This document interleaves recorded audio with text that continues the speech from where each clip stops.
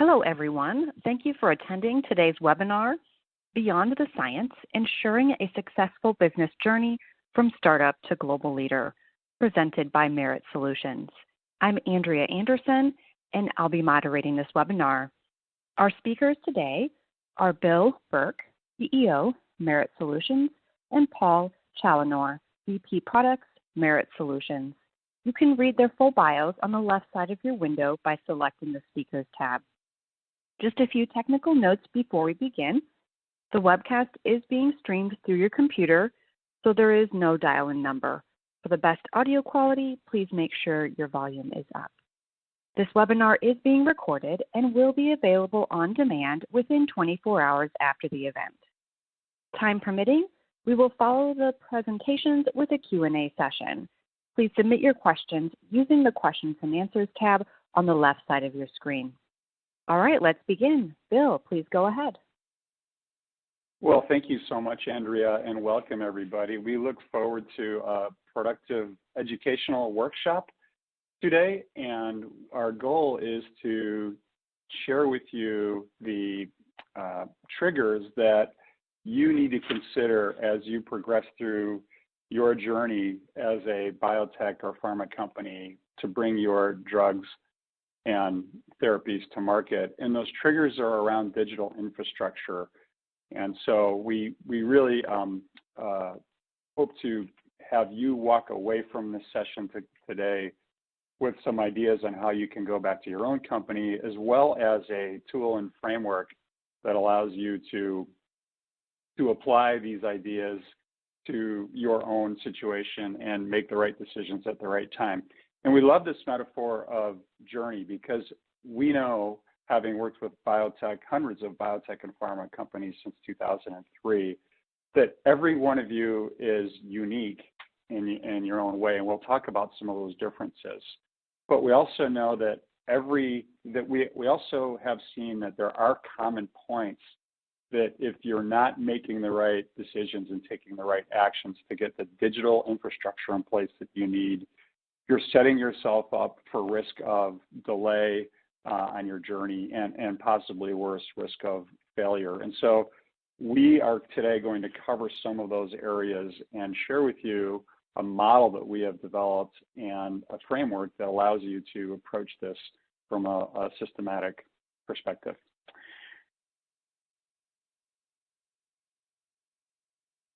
Cool, thanks, Bill. So I think Bill's highlighted some key areas or key challenges that are common to a lot of organizations like yours on your roadmap.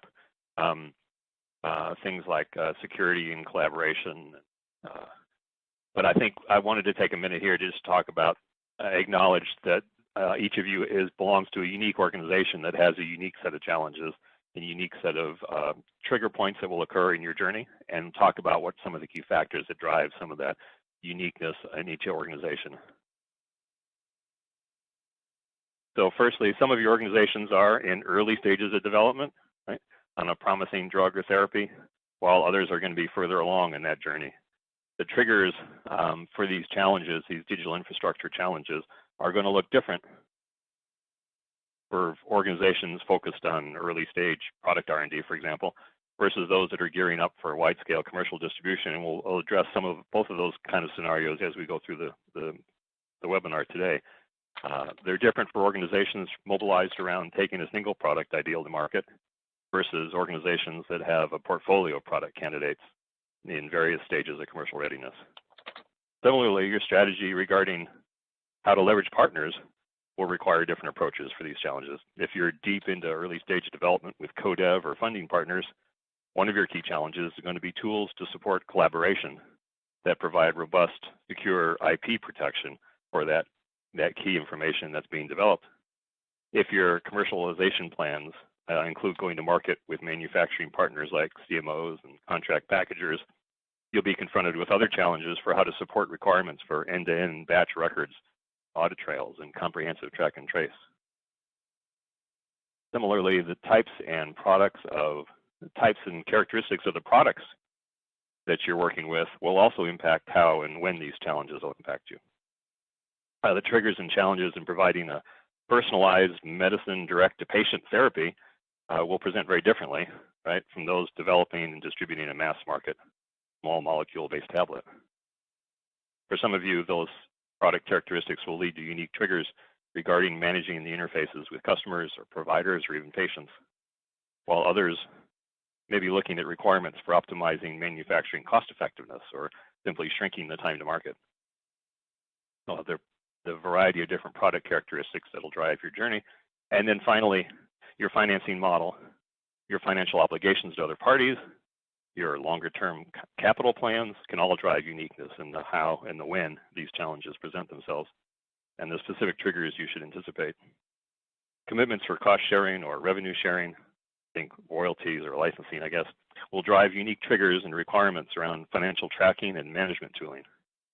Similarly, preparing an organization for an IPO, what many of you are anticipating, presents unique triggers that can have consequences on both actual readiness and the valuation that you receive.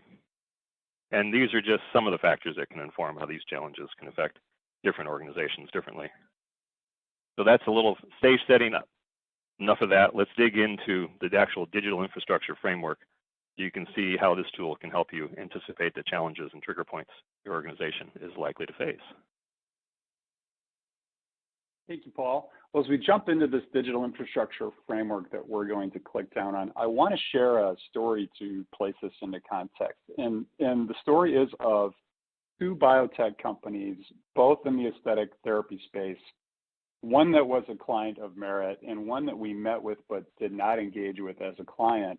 And the first one made the right decisions. They took the right steps along their journey to get the digital infrastructure in place that they needed. And they shared with us that when they were acquired, that those steps allowed them to increase their acquisition price by $500 million.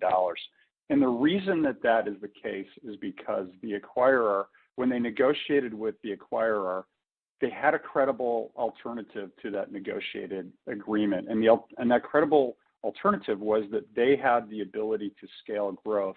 In their case, it was to hire 160 salespeople and to drive their aesthetic therapy through existing clinics that they're focused on skincare and aesthetic therapies.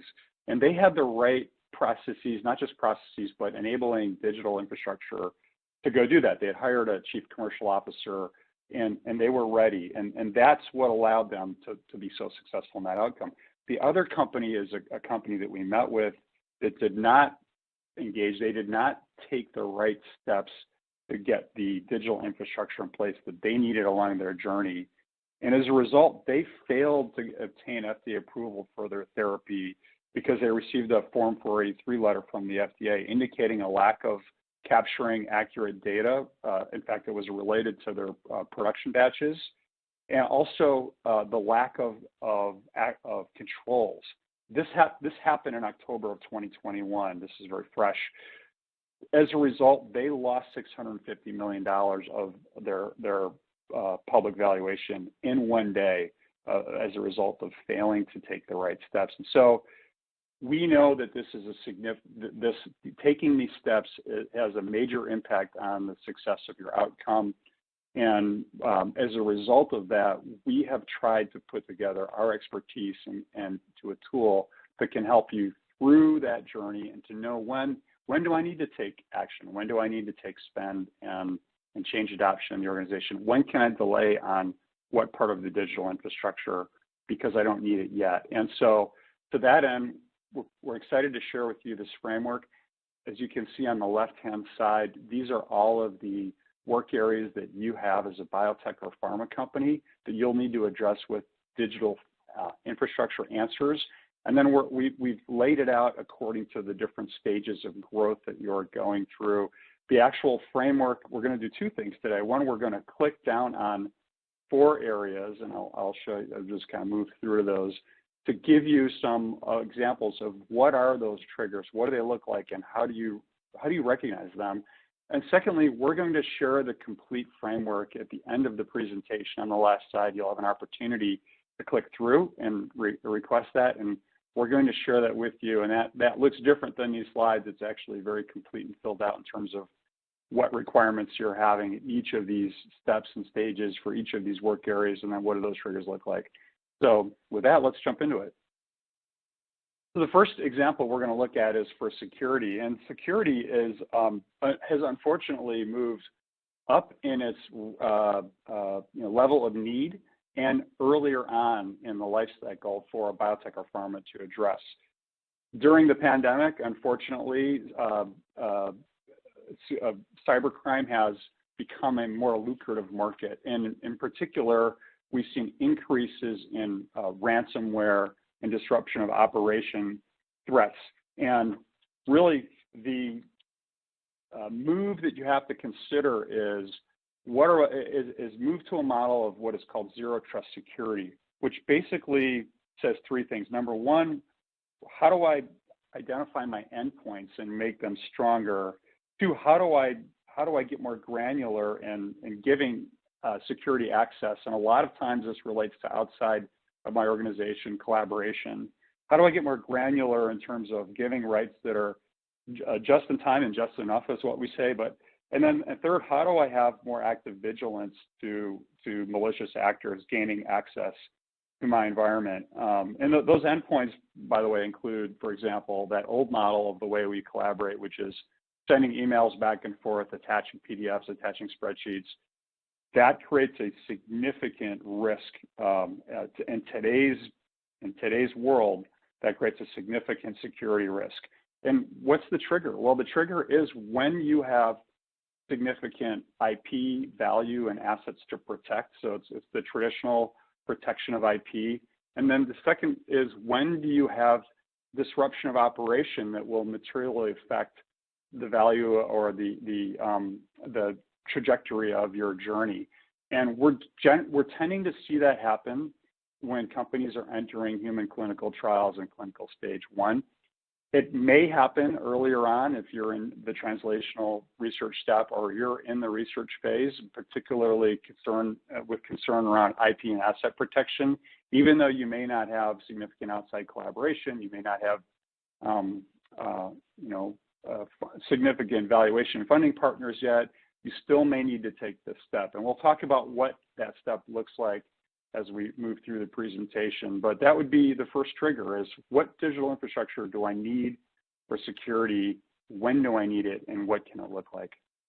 The second, and I'll just call related cousin, and I mentioned it, is collaboration. And that old way of sending information back and forth by email for collaboration, not only is it inefficient because it tends to have you operating in a serial, a work step process, but it also now is creating significant risk. And so when do you need to think about collaboration that looks more like, I have a secure environment, I'm collaborating real time on file shares, I have a modern cloud app security wrapped around everything I'm doing, and so I'm selectively letting in my outside collaboration partners, and we're applying sort of controls against those may be documents, then maybe business applications. Typically earlier stages, those are still documents, but when do you need to be thinking about that? And the answer, again, is when you're adding outside partners for collaboration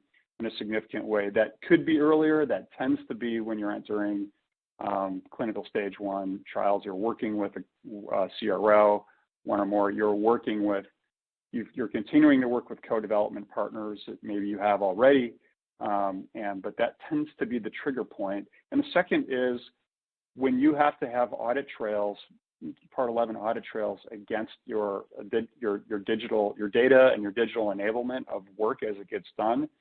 Well, that certainly happens when you're in human clinical trials. It may happen in research stage, because let's not forget that any of your data related to patient safety that will be used for your initial filing is considered GXP, to operate under GLP according to the FDA. So when you are doing that type of work, you have to have audit trails applied against the data and the processes. So those are just two examples to sort of give you an illustration of what the framework will present as triggers. And then I'll turn it over to Paul to talk about a few more. Great, thanks, Bill. So I think the next trigger we wanted to highlight is really centered around the manufacturing processes that take place in this early clinical stages of growth. Here, I think you're approaching the clinical trials, you're beginning the process of building GMP batches of material to support the trials, and here's where the manufacturing process really starts to be critical, both in terms of the controls around the manufacturing process itself and the documentation and in the audit trails around the manufacturing history. In the manufacturing process, think batch records and I think key inventory tracking of key materials and processes associated with that production. Whether you're making the products and materials in-house or whether you're contracting outside to have them made, the quality of those batch records, the quality of the audit trail behind how those batches were made becomes a critical component in your ability, I think, first of all, to use those products in the trials themselves, and then to use the results of those trials and the associated records as part of your validation process to move forward. Right, without those audit trails, without the compliant record, you don't have a basis for the validation activities that should follow this. First steps for many orgs in this area are focused on building out controls surrounding the procurement processes associated with, especially with GMP materials. Questions that come up here are things like, how do I make sure that the GMP materials are purchased only from the approved vendors, or for critical materials only from approved manufacturers? In the cases where there may be multiple manufacturers of a particular material, but your QA processes have only validated the supply from a particular manufacturer. Also, how do I establish controls around the recertification process or the requalification process for key vendors, right? We can't let the manufacturing processes stall out because a key vendor is temporarily on hold for whatever reason, whether it's a QA recertification process. Then also another typical question we get at this stage is, how do I make sure that my inventory management and manufacturing processes are capturing the necessary records to support the track and trace requirements? Both from the FDA basis, but also from your key customers or partners. So many of the key triggers in this stage are all about moving away from these individual spreadsheets that don't scale and keep key data locked up, focused on individual actors in your organization, but moving into more controlled systems and processes with more transparency, so that the data isn't locked away, and more cross-functional integrated operations where everybody sees the entire supply chain and can understand the role that their particular functional area is playing in the end-to-end process of delivering controlled products. So this ends up being a critical step when a lot of the smart clients we see start building a digital cloud-based ERP, or enterprise resource planning platform, to support the manufacturing process and the surrounding functions.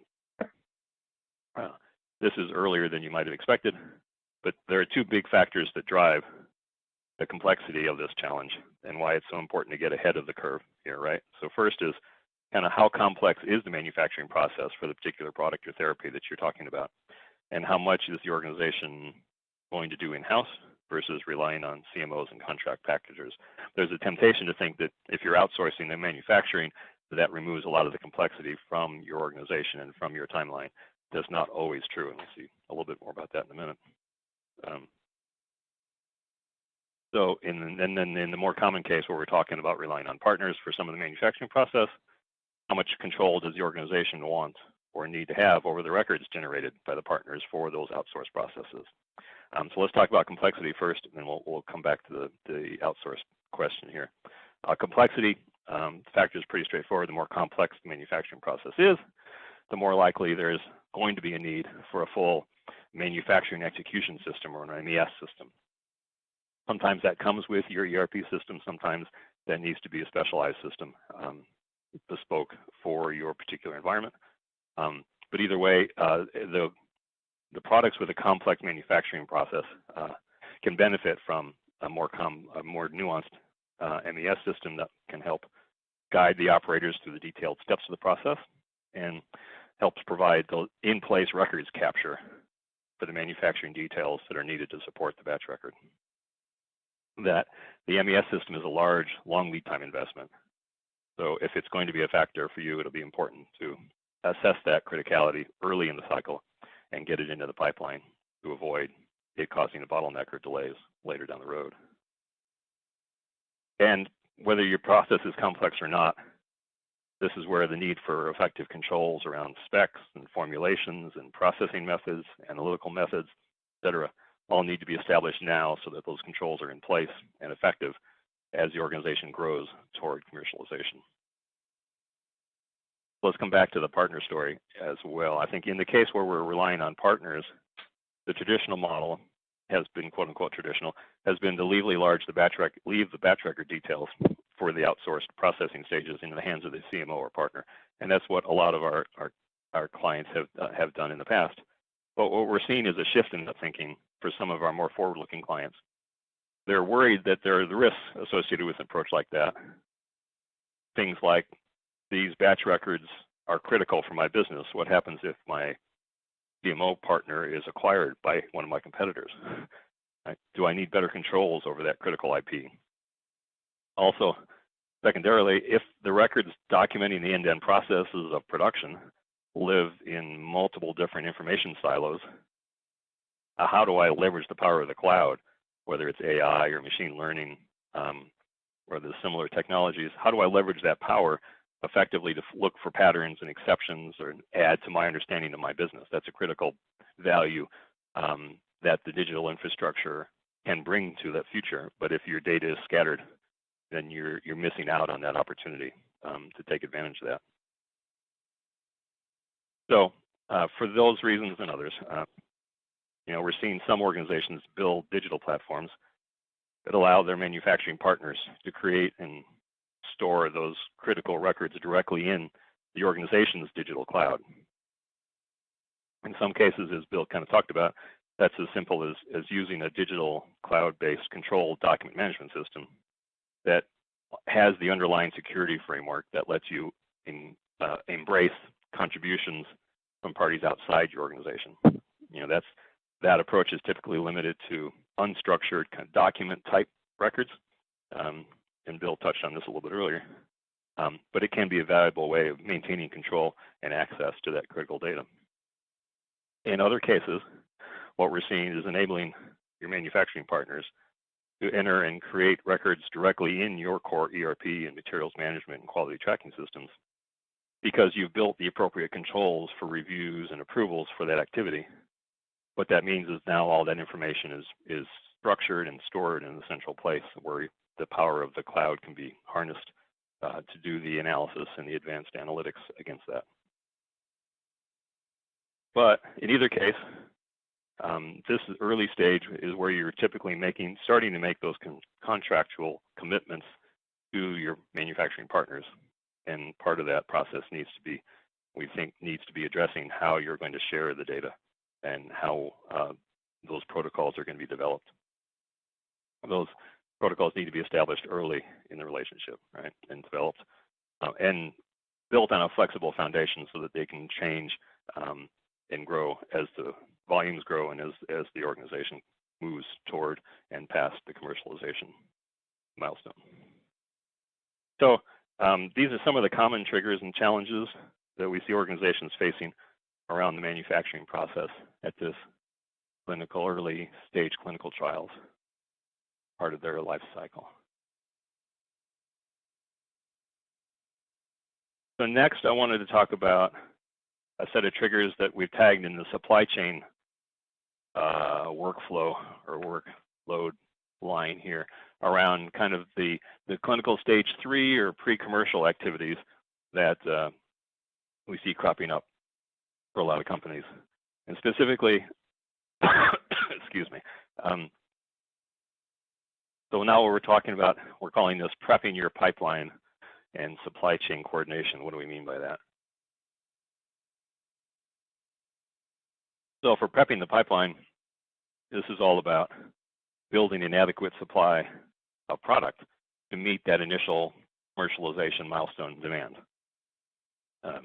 So being prepared for questions like, how can we build models that can predict future demand for our therapy or our drug, right? How do we understand what capacity is going to be required to meet that demand? And capacity we're talking about could be production facilities, could be manufacturing partners, could be trained operators and people in-house. It could be supplies of materials. It could be quality testing resources. It could even be transportation resources, as we saw with some of the vaccine rollout challenges in the early days. So these are key questions that start coming up. And then you get into questions like, how do we understand where our bottlenecks are going to be, and how can we expand our partnerships to address some of those bottleneck issues? So at this stage, smart companies are looking at projections of sales, projections of demand, and making sure that as they're approaching that commercial approval milestone, that they're stocking the pipeline appropriately so they can be ready out of the gate, right? You don't want to miss that initial bump of demand. So what does that mean? It means collaboration with the commercial operations team and the supply chain team. It means pulling projections of demand, projections of other requirements in the future out, and integrating those into the supply chain pipeline model that can form the core of your ERP system to make sure that we're building the appropriate production capacity and acquiring the appropriate materials at the appropriate time to make sure that we're prepared for that commercial rollout. So we're really talking about kind of traditional ERP, MRP style planning as the core of your enterprise resource planning system. That's material requirements, capacity planning, quality planning, planning for the resources and time required to perform the quality tests and inspections required to maintain compliance and controls. And the key factor here is building the base for controlled purchasing, controlled manufacturing, controlled distribution, and leveraging that platform to then plan and replan. Right. So that was a little bit about prepping your pipeline. Under supply chain coordination, that's a similar topic, but it has its own nuances as well. This is a stage where smart organizations are establishing a structured, repeatable process of planning and replanning that serves them both into and up to the milestone of commercial rollout, and then on an ongoing basis in commercial operations. So as the truth of the matter is, whatever estimates you have for demand before commercial launch, you're going to be revising those on an ongoing basis. So how do you maintain a rhythm of replanning effectively? And a lot of companies turn to a process frequently called sales and operations planning, that S&OP at this point. That's where you pull in key members from the entire supply chain team, whether it's procurement, materials management, production, quality, finance. You pull all them into a set of structured recurring meetings. And these are typically happening monthly or quarterly, where in each meeting you dissect one layer in the operations supply chain, whether it's demand forecasting or initial drug substance or drug product production, and then there's fill and pack, and then it's whatever those stages are for you. To each layer gets addressed in its own meeting, and in that meeting you're reviewing the recent results of the activities that are taking place, identifying and looking for any looming potential risks that could impact your supply chain. You're updating your projections of future activity, and then you're using all that as input to refine those plans about how you're going to meet that demand and optimize your inventory supply chain plan. And then that process leads to all kinds of questions, right? So some of the questions that you want to be prepared to answer there are risk-based questions like, are any of my key components sourced from a single qualified vendor? Do I need to be looking at alternate vendors for some of my key ingredients? And as a follow-on, are any of those key vendors located in geographies that are likely to be impacted by instability? Certainly one of the lessons that the pandemic has driven home over the last couple of years is supply chain is deeply affected by international events that limit movement or exchange of goods in unexpected ways. And so having redundancy and recognizing the risks associated with that is a critical element, especially as you're scaling up and moving into commercial operations. And then are there any key bottleneck resources in the production pipeline that should be addressed in general? So systems to help identify these risks, and better still, systems to help manage the risk proactively become really important at this stage.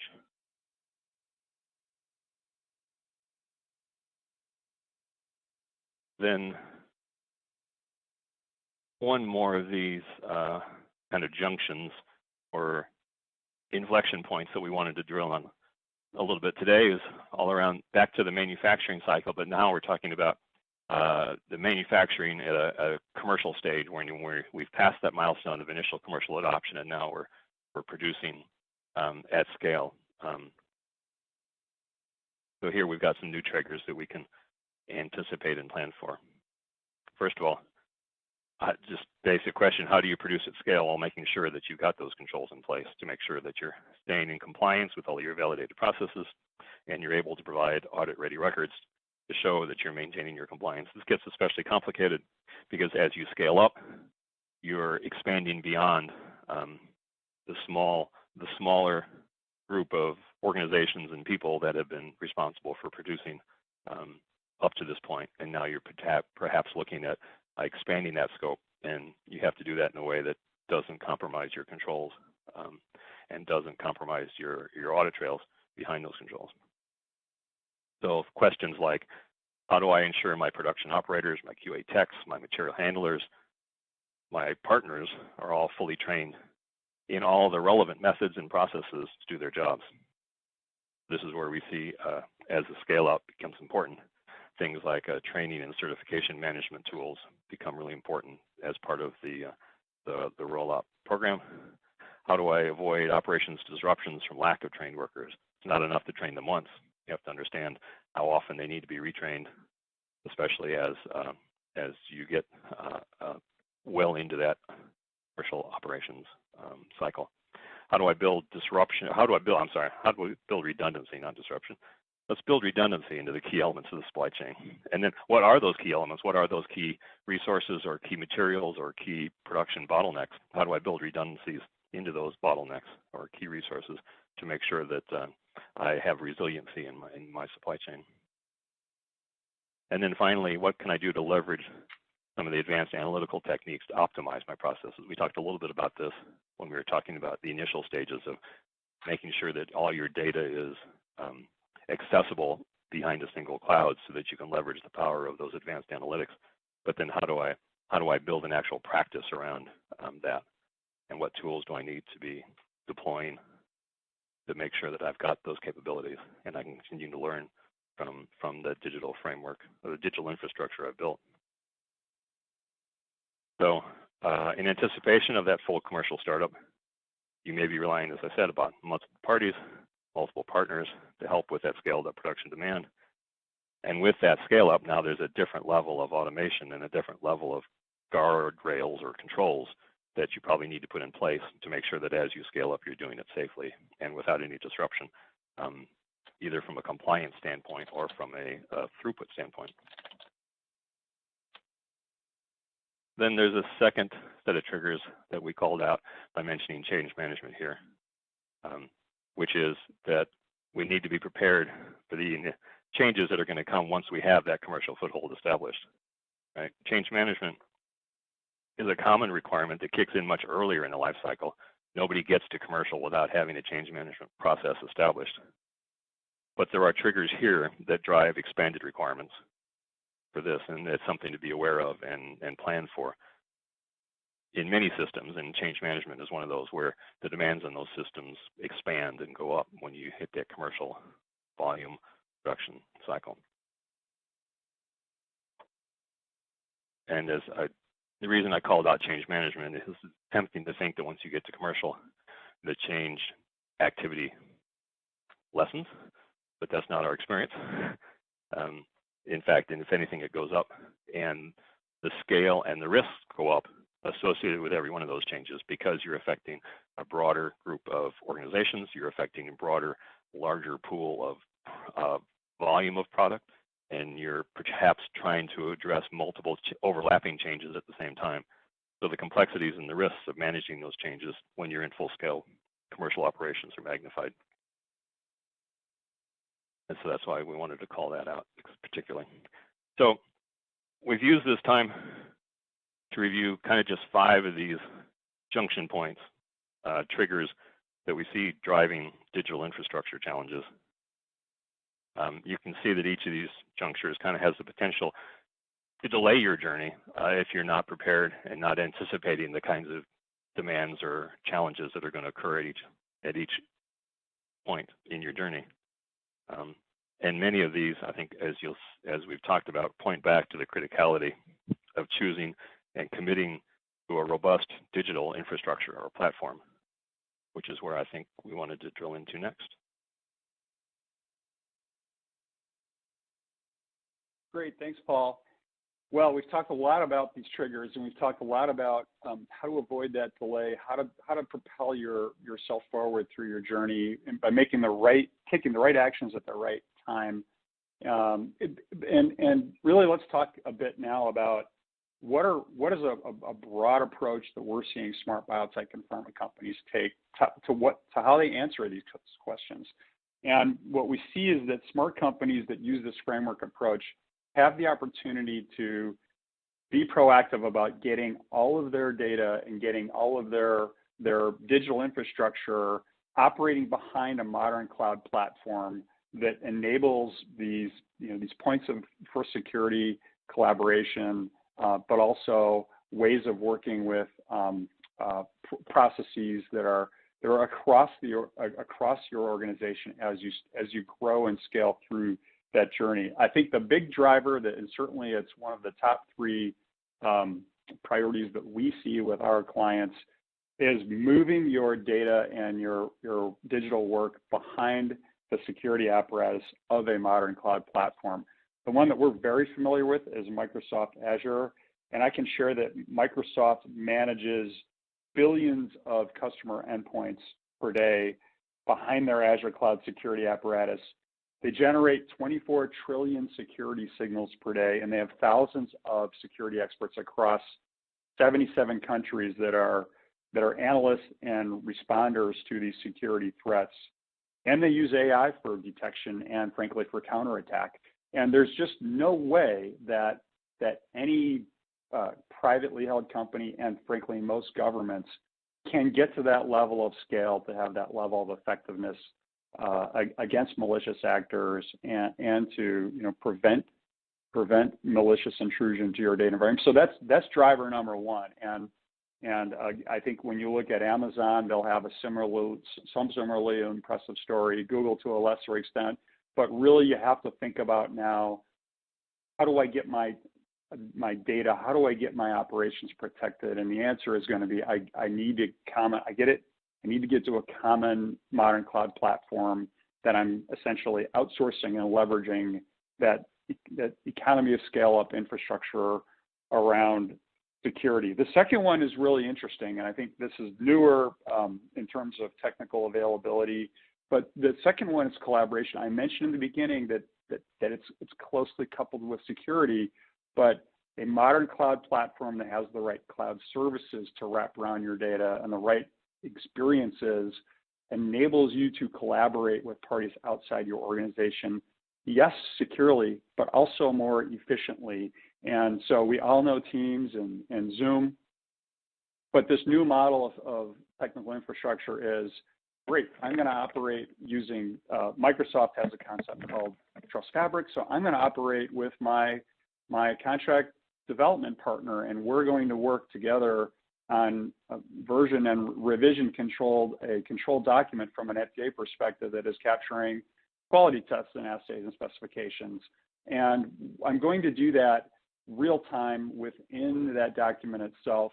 And I'm going to provide security rights to my contract development partner based on just that document or just the several control documents that they should have access to. I'm controlling that with the Active Directory of the cloud platform. And I'm then allowing that partner to co-participate inside that document, but it's sitting behind my security wall, if you will, at all times. I'm not pushing it back and forth. So that's an example of leveraging a modern cloud platform. And then we take that further. We take that Trust Fabric capability. That could be inside a Teams meeting, by the way, or that could be in a different way. But we take that with Merit document management, and we leverage those capabilities into a biotech and pharma requirements world. So that revision control, I may do electronic signatures against approval steps within that document. I need audit trails, Part 11 audit trails on those changes that are happening. Again, this is not moving into business applications. This is how do I use unstructured data, meaning documents, but in a controlled, compliant way behind my security apparatus in a way that moves me to real time in terms of the way I do compliance. So that's an example of the step you may take when you hit a trigger, like collaborating with my contract development partner as an example. And then surely we haven't talked a lot, but maybe it's known, but it's worth discussing that along the way when you're taking these digital infrastructure steps, you are also incrementally taking the steps to implement controls and use the digital infrastructure to enhance and enforce your controls, not create new open risk. And really what that means is that the FDA tells us we design our compliance program based on identified risks. So we use a risk-based approach to setting up our compliance strategy, our program, and then controls against those risks. And as we move through our journey, as we move through research, translational, human clinical trials, multiple clinical trials, so it's commercial, we need to continually identify, okay, we're expanding our work, our processes that we're doing. We continually identify what are those risks, what are the controls against those, and as we implement these tools, we want to make sure that these tools, again, are our friend when it comes to managing and setting up a controls framework that works. I can go back to the original story that I told you of these two biotech aesthetic therapy companies. I read the Form 483 letter for the company that failed, and they had that failed to gain approval. They had 5 findings. One was just a straight out lack of accurate data capture for their production batches. That's just not getting the digital infrastructure in place that they needed. The other 4 were based on lack of controls. 3 of those were enabled by digital infrastructure and getting it in. They hadn't taken the step of doing it the right way, of thinking about digital infrastructure. How do I help create and enforce control against risk using that digital infrastructure? So that's just an overall perspective that you'll need to keep in mind as you step through adding the infrastructure you need along your journey.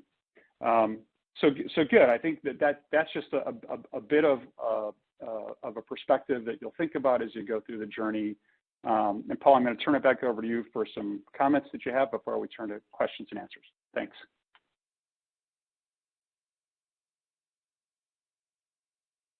So closing thoughts.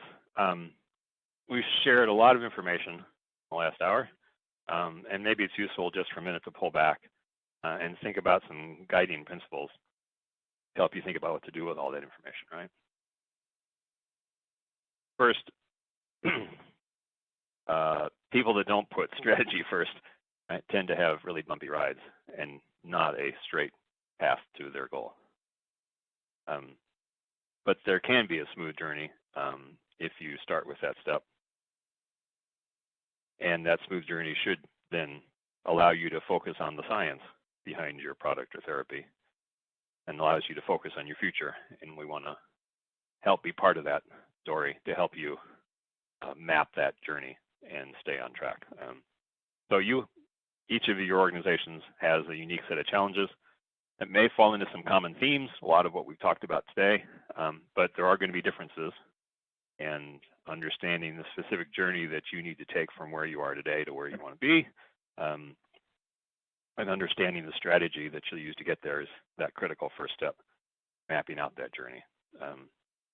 Mapping out the journey is where we feel like we've had a lot of success with our clients using this digital infrastructure framework to help understand what some of those trigger points are, what some of those challenges are, when they might occur, and thus help you map out your infrastructure plans, right? The tool doesn't answer all your business questions, but it can help you identify what those critical trigger points are going to be and what you need to do to anticipate a solution for each of those trigger points, and for how to then build a plan that lets you work that plan, right? So the framework we shared today and that you can download helps you primarily ask great questions, right? And understand some of those challenges and what some of those great questions need to be, and then get ahead of the curve, because you don't want to have to slow down. catch up with your digital infrastructure. You want the science and the product to drive the product forward.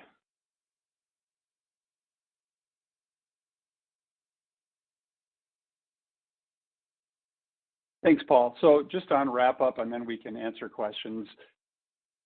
We're happy to share this framework with you. Just go ahead and click through or just go to this framework.meritsolutions.com URL.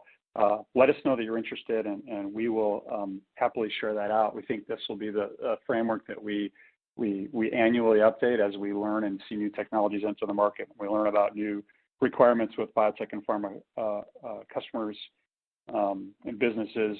And we're also happy to spend some time with you. So if you feel that it's helpful to look at the framework and say, well, how do I apply this to my business? How do I gain guidance? We are offering a 2-hour free consultation with you with one of our solution architects. So these are our consultants that are normally working at pharma and biotech customers, helping them through this journey. And we're happy to bring our expertise to share with you if that's something that you're interested in. You can also just indicate that by clicking through to this web page. So fantastic. Why don't we stop now and open up for any questions that you have? All right, thank you for those presentations. We will move on to the Q&A. There is still time to submit your questions using the Q&A tab to the left of your screen. We have a lot of great questions already, and we will try to get to as many as possible. So the first question, is this framework really just for drug and therapy owners? How does it apply to a CDMO? Hey, Paul, I can answer that one. So the framework is built for drug and therapy owners, companies that are progressing their product through the clinic and to patients. However, we have a number of contract manufacturing organizations, and the framework is relevant in the following way. Those product owners are starting to leverage partners from the very beginning. And so if you are a co-development partner, you are a contract manufacturing organization, if you're a contract research organization, of course, you're going to have triggers that move earlier on up to the service that you're offering. So if you are a contract manufacturing organization, you're going to need to be ready from day one to handle production batches and quality tests but understanding that the framework is for your customer. And so when you think about collaboration, security, absolutely as critical early on.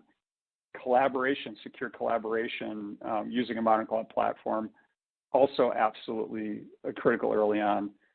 Manufacturing, of course, if you're a contract manufacturer, you have to have the digital infrastructure in place to handle specific orders and batch records and so I think it is very relevant. It's just that you have to put yourself on the other side of the customer, your customer, which the framework is built for, and then sort of look for those same triggers as they apply to your business model. Hope that made sense. Thanks for that answer. The next question here, what is the right timing or company size to adopt what you've shared today? Can we move to a cloud platform incrementally and expand over time? Yeah, let me jump on this one, Bill. So I think the short answer is there is no right timing or company size.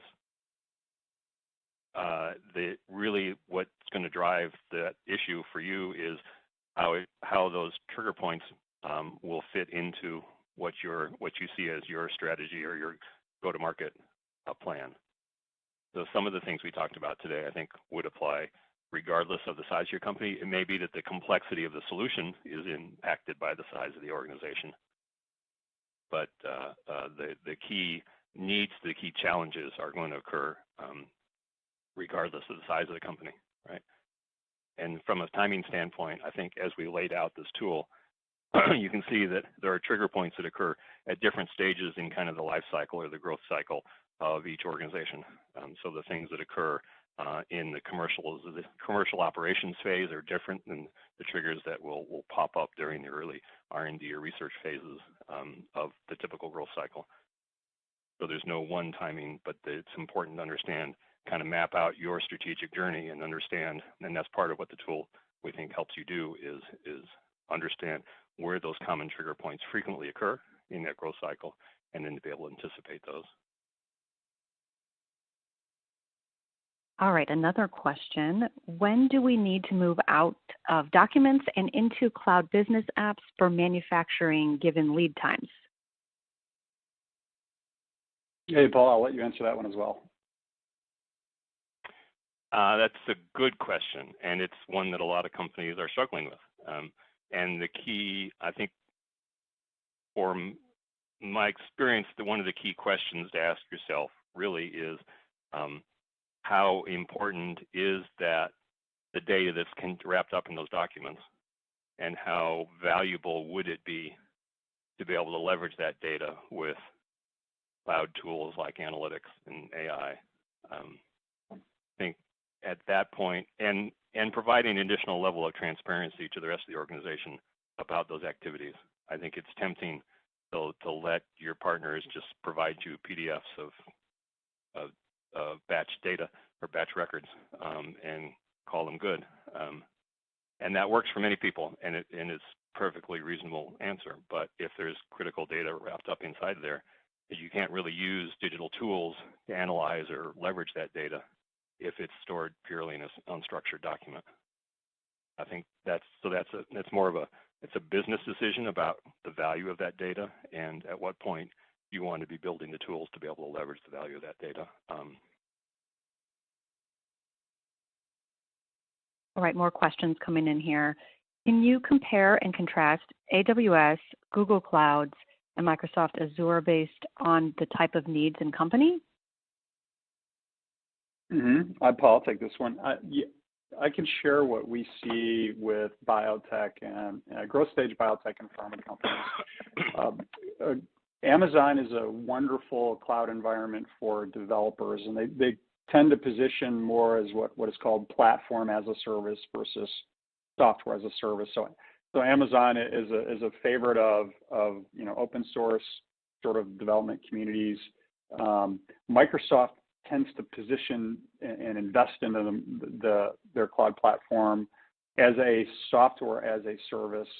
In other words, that if you're wanting to access, I certainly mentioned Teams, I mentioned document management. Those are software per user per month services that you can access that you get right on and you pay for. What you're doing is you're inheriting all of the again, security apparatus, scalability, and other services. They both have decent AI libraries, and so later on, as you get into commercial stage and you start to scale, you're going to find that it was a really smart move to get your data into one place, because you'll start to, we believe this will be fairly common, that you'll start to run learning, model-driven learning and analytics against your data. AI-driven learning. You'll also want to be able to stand up dashboards for your people and send out views of data to mobile apps. Microsoft tends to do better in that space, whereas Amazon tends to do better in the you're building something from scratch or using any myriad of open source technologies, and you sort of can go crazy once you're on the Amazon. Google is less popular, less seen, and less relevant in biotech and pharma. I think there is a concern always with Google that we see with our customers of I don't necessarily want my data in that cloud. Their fundamental model is about monetizing data, not just in advertising, but in other ways. And so we have seen a real reluctance to embrace Google, so much so that I don't have perspective on whether or not they have, certainly they have Google Docs and things like that are not geared towards, in our experience, FDA compliance.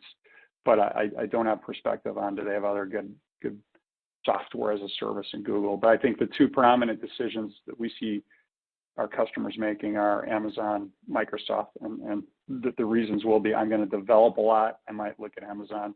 And Microsoft is playing catch up with GitHub and so forth, or I'm going to access basically apps that help me with control documents and FDA regulations, and then I'm leaning towards Microsoft. Yeah. Well, we have one question left. We had a lot of great questions today and couldn't get to them all, but we will try our best to get back to everyone who submitted personally after the webinar. So for this last question, many clinical stage companies are reluctant to invest at early phases of development. Have you helped companies build ROI models to demonstrate value? Paul, let's take that one. Sure. So the short answer is yes. And it really comes down to all about mapping out this journey, right? So understanding and a lot of the ROI, a lot of the critical value from this process comes from how do I de-risk my growth strategy, and how do I avoid bottlenecks or delays or disruptions in that rollout process. So for a lot of people, for a lot of clients, it's that critical step of the last thing I want to do is be delaying my commercial rollout because my materials management or production management solutions don't have the appropriate controls in place or haven't been validated for scale production, right? So at that point, you've got a pretty easy sell if you're facing those kinds of disruptions or delays. And so the key thing there is understanding what are those triggers that are going to occur and when are they likely to arise in that life cycle, and then developing that proactive plan that says, yes, if it's going to take a year to establish and validate a new system for track and trace, then how do I make sure that that's on the plan, and I'm preparing and I'm engaging with that process in a timely manner to avoid letting that process gatekeep any of my future progress.